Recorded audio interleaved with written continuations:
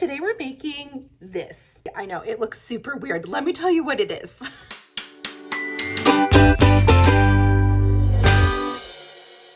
I love doing heatless curls in my hair, and we're about to travel, and this is one of my favorite ways to have ready hair like when I wake up in the morning, so I don't have to spend our vacation time in the bathroom curling and primping and trying to make it look all perfect. I use this, I sleep in it, I wake up, I shake it out, and we're ready to roll. Today I'm going to show you how to make one too. Here's the deal with heatless curlers. I started out using the one that you get online where it's just this part, not these little tails at the end. And it bothered me because you have to like figure out how to attach it in the back and then it falls out. And for me, it just was not a good solution. So then I started using this really old scarf that I found in my mom's closet. And I would just, it's like about 1.5 inches wide, and when you put it on here and then you twist your hair around it and like tie it up around your head, it actually worked really well. However, they were sort of flat because the scarf is not super duper puffy. It was like real flat and my curls came out sort of strange. So then I decided to design my own. That's gonna have the puffiness of the heatless curler things that you find online, but with the tails on it so that I can tie it up in a little scarf, and it actually looks cute enough that I feel like I can run out, you know, to the mailbox and get stuff out of there and not look like a total weirdo. In my opinion, the best type of fabric to use when you're doing heatless curls is something smooth, silky, whether that's silk or satin, some sort of, it's a lot of S sounds, some sort of silky fabric that will help keep your frizz at bay. I found this piece of kind of satiny fabric in the Walmart pre-cut bin for $4, I think. And I'm only using a teeny tiny bit of it. So this is extremely cheap to make. I'm probably gonna make 2 of these because I think I'm gonna make my sister wear one too, just because we're besties and she has to do everything I do. So this is just a leftover little remnant from a satin dress that I made, and it's perfect for this project. You want it to be about 60 inches long, maybe a little longer, but 60 inches is usually pretty good. You're gonna cut it 4 inches wide. Now, you can cut it wider or thinner depending on how big or tight you want your curls to be. The way that I'm sewing this one up today is gonna mimic kind of like a 1 1/4 inch curling iron barrel, and that's one of my favorite sizes to curl my hair with. So that's why we're making it this way. You guys, this can't be easier. Let me show you how to do it. Oh, the last thing you'll need is some polyfill. I get this at Walmart. You can get it at any craft store, and you're only going to use a little bit of it, so you don't need a ton. So we need to make a mark on this, and the mark that I'm interested in finding is when I lay this on my head, I want that stuffy part to go like right about, almost like I'll just do it this way. You want your stuffy part to kind of wrap around the whole part of your head, okay? And then you want your tails. So wherever that is, wherever these 2 ends meet up or come close to meeting up, mark those 2 spots. I'm just drawing 2 very crude lines on my fabric with a water erasable marker. So you can see my little line right there. So the pretty side is facing up, the silky side. And you're just gonna fold it up. I tend to like start somewhere in the middle if I can. Doesn't have to be perfect. You can clip or pin your way down each side. Once you have the whole thing clipped, it's time to sew it, but we're gonna leave a hole in this in a very particular place. So this is my center section over here. I want this to be continuous. This is my line that tells me where I'm stopping, and this is going to be my tail over here, okay? I want to leave my hole to turn it out somewhere over here, but not on the end. We're going to leave it, I don't know, let's say right here. I'm going to draw that line. That's my no-sew zone. So let me show you how to sew this up, and then I'll show you how to turn it. Here's my no-sew zone right there. You can kind of see it with this little mark. I'm going to start at this end, and I'm going to sew down, and then I'm going to turn and sew this little corner down. I'm going to use a 3/8 inch seam allowance on this project. My stitch length is at a 2.5. I'm using just regular all-purpose thread. It doesn't have to be anything special. And you're just gonna sew your way down. Satin is tricky to keep even, so just do your best, go slow, be nice to yourself.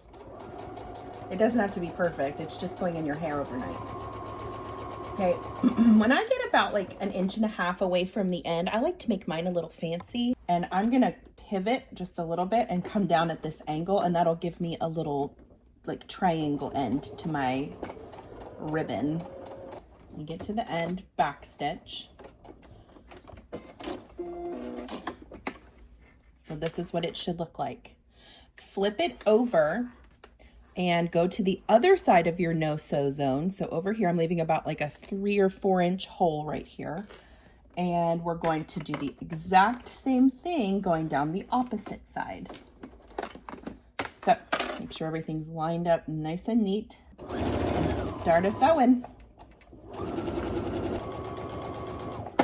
At that last 1.5 inches, drop your needle, turn it kind of on a 45-degree angle, and then sew off the edge. And that'll give you that little tapered corner. Gorgeous. All right. I want to trim down just this little extra piece of fabric that's hanging out here. So cut that off and cut the other one off.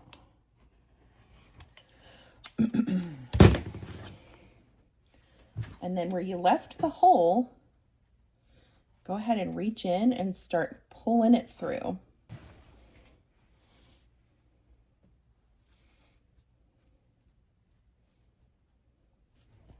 Okay, the whole tube is turned right side out now. What I want you to do is find where your hole was, kind of next to where your line is. So here's my hole. And here's the line where I'm going to sew my little tube shut. So we've got this section right here. I've got my lines marked, and I want to sew a line going across this to close this little section. So it will be visible, and if you want to use more matchy threads, that's fine. So basically, we're closing this up, and you can press this if you want to get it a little flatter. Right here, where this line is to mark one end of my tube, I'm going to sew a straight line right here.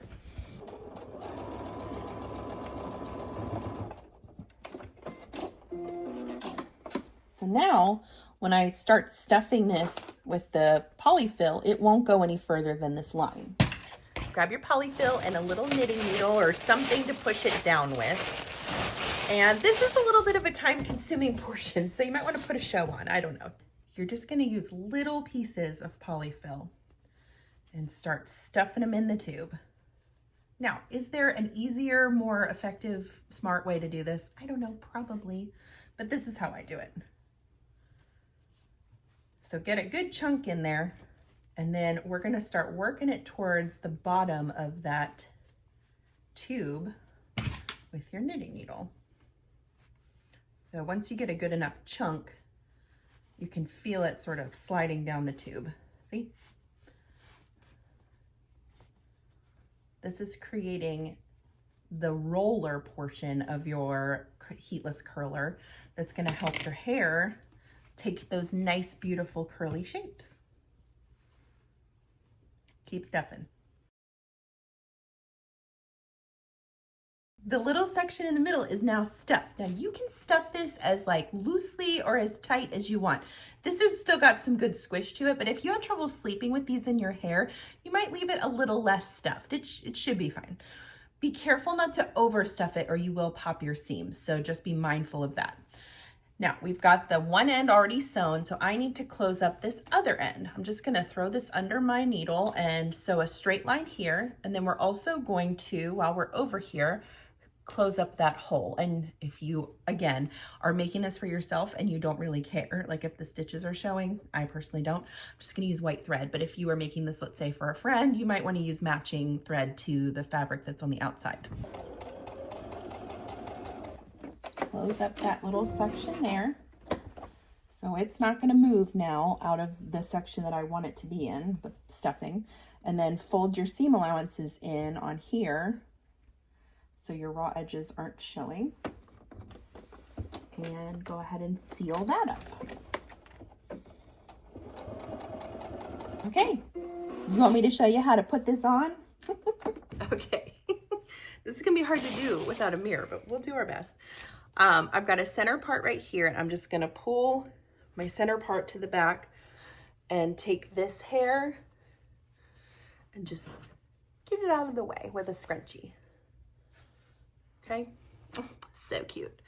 And then for this side, and if you do a side part, I think you could probably still do it like if you did your side part, you could, you know, part your hair wherever you want. Take your band, okay? Now the reason we made it match the back of your neck is because you lose some of that square footage when you stuff it. So this is now gonna come right to the ends of like the backs of my ears. If you need it to be longer, you can absolutely make this tube as long as you want. Sky's the limit, dude.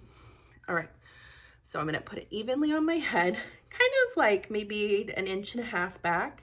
And then I take one of these clips and clip it there. This looks insane, I realize. Take your first strand of hair and just curve it around. Now, some people roll all their hair back. I don't like to do that. I like to roll it alternating because I feel like it gives me a more fun curl pattern.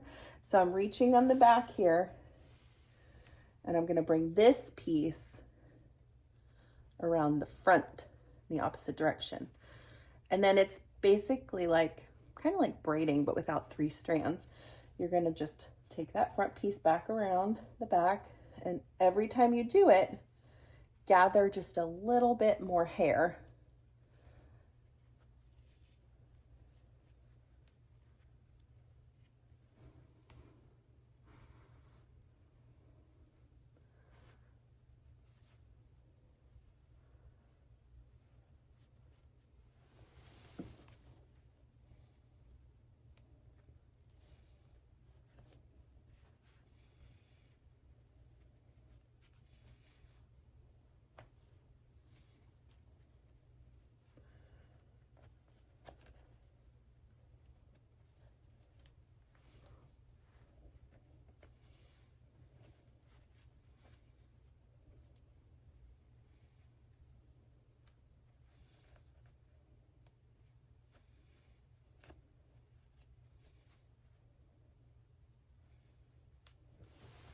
Then wrap it all around. Pull that scrunchie out from the opposite side and wrap the bottom of your hair so that it holds it in place. And then I usually push it up a little bit. Now again, I have like medium length hair, longish hair. So if you need to make the stuffing part longer, if you have longer hair, that's fine. You can do that. Okay, let's do the other side.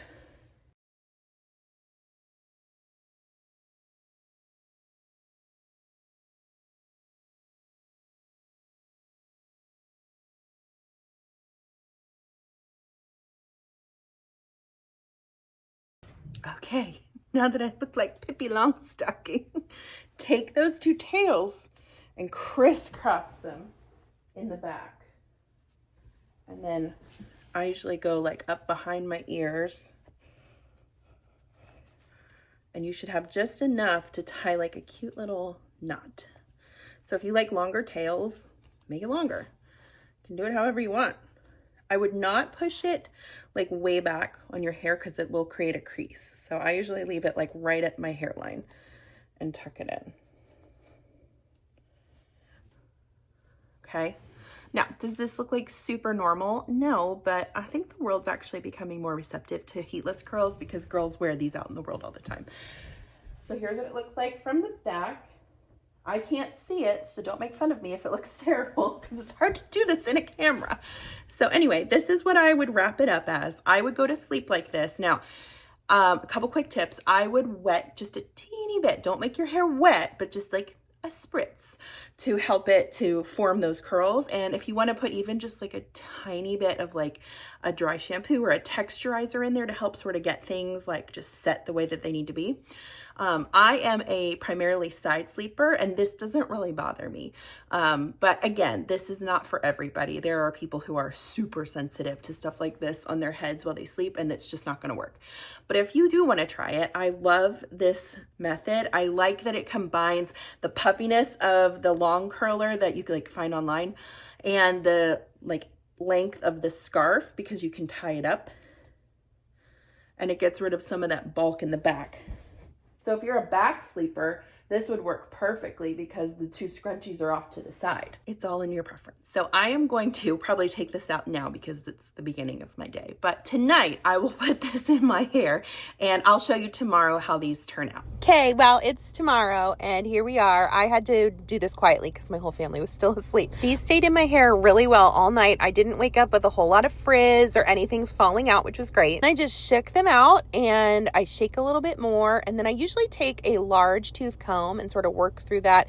And I have fallen in love with this Color Wow 1 minute transformation stuff. It takes all the frizz out of your hair. It's pretty much magical. So you'll probably get some. All right, there is the tutorial on the Heatless curler. I hope that you make one and I really hope that you enjoyed this tutorial. Make sure you like and subscribe to stay up to date on all of my upcoming content. I've got some great stuff coming down the pike. I will see you next time. And as always, happy sewing.